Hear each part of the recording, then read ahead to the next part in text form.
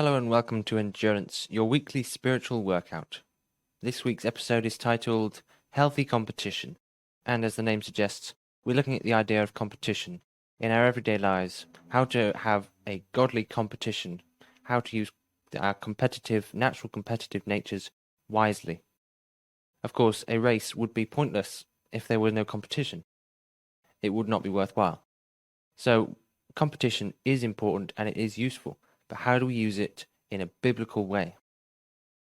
I'm Nathan, and as always, if you want to keep up to date with all that we produce, including these episodes of Endurance, you can sign up to our newsletter at www.berrybunch.family. Stephen's going to unpack this subject for us shortly. Enjoy.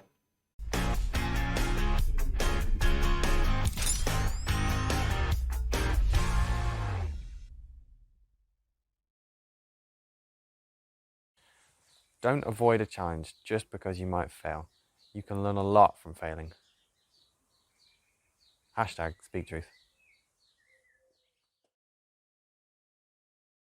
So this is another Go Deeper with me, Stephen.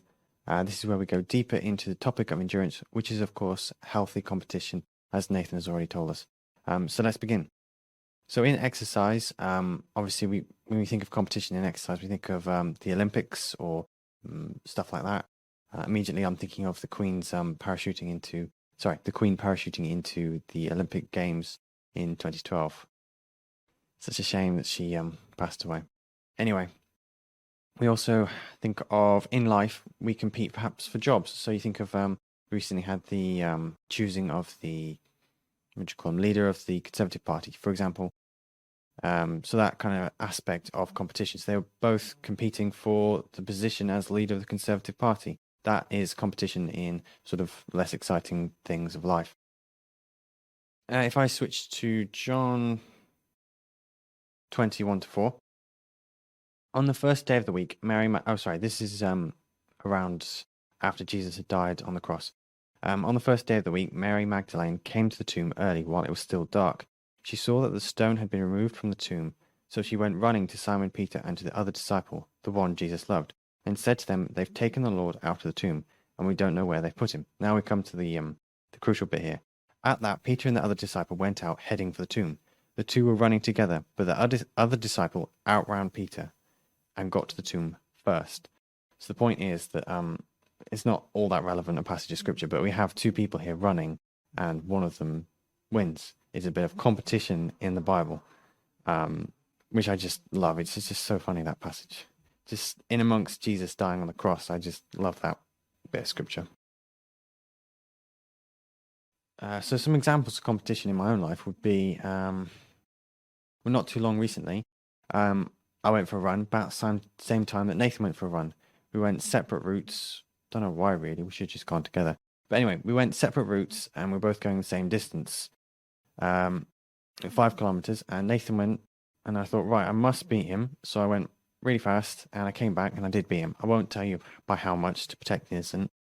But the point is that there was a bit of competitive attitude going on there. Or was it? Perhaps it was more pride. I didn't want my younger brother to be any faster than me, so I pushed myself really hard to make sure that I came back before he did. That's not so much competition as pride.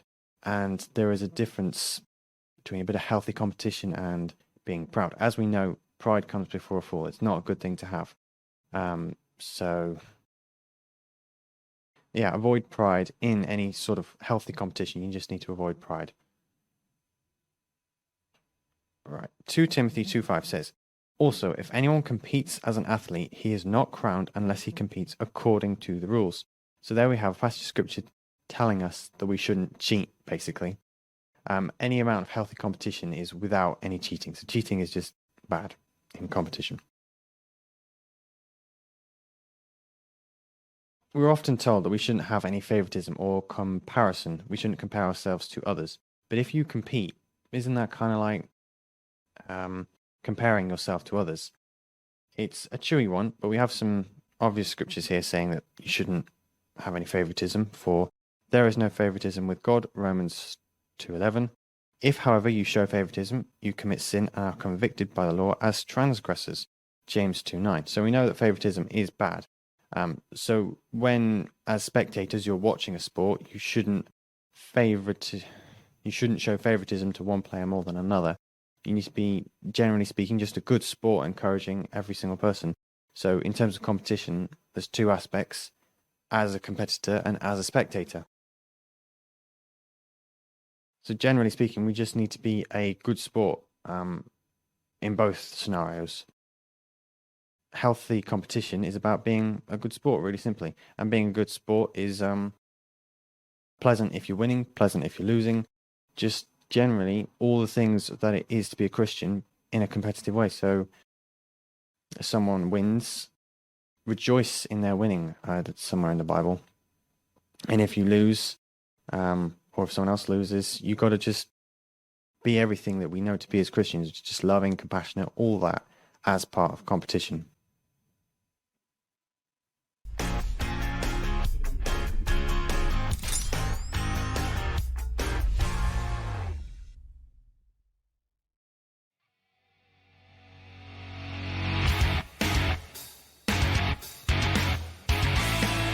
You'll never guess what.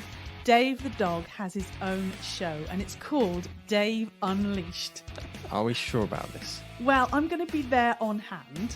I'm going to help him. What mayhem are we to expect? Well, to keep him on track, he's got story time, he's got art time. So, and I'll be there to help him. What could possibly go wrong?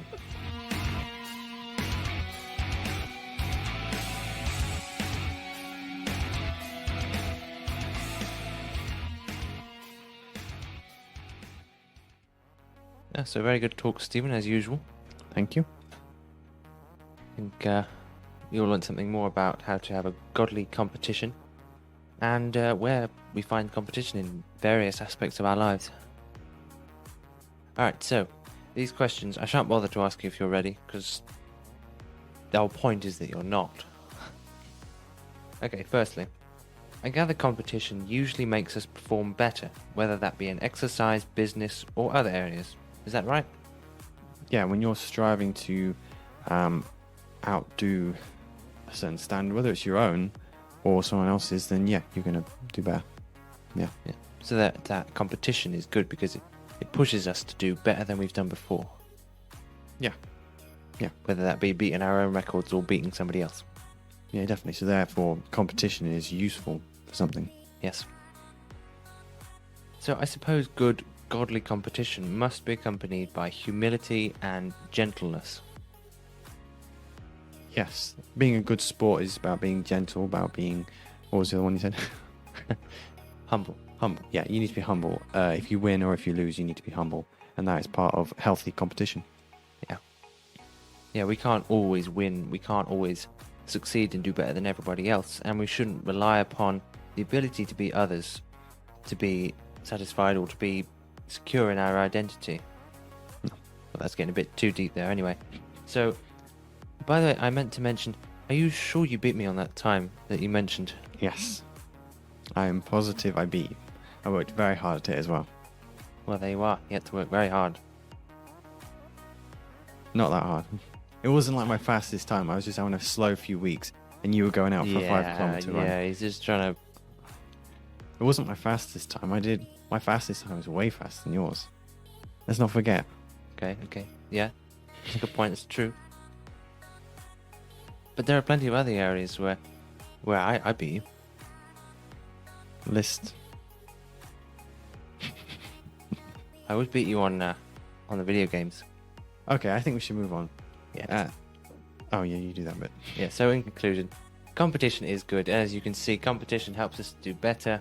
But it can be used for bad things. It can be used if we're not humble and gentle in our competitive nature, then we can cause issues. But a good competition helps us to do better and to work harder for ourselves, for God, in our service to others.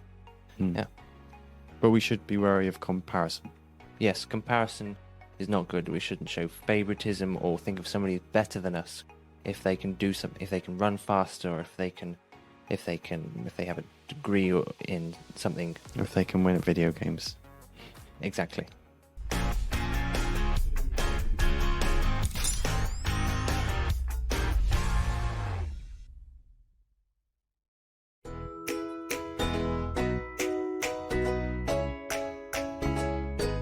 There are many ways to keep in touch with the Berry Bunch.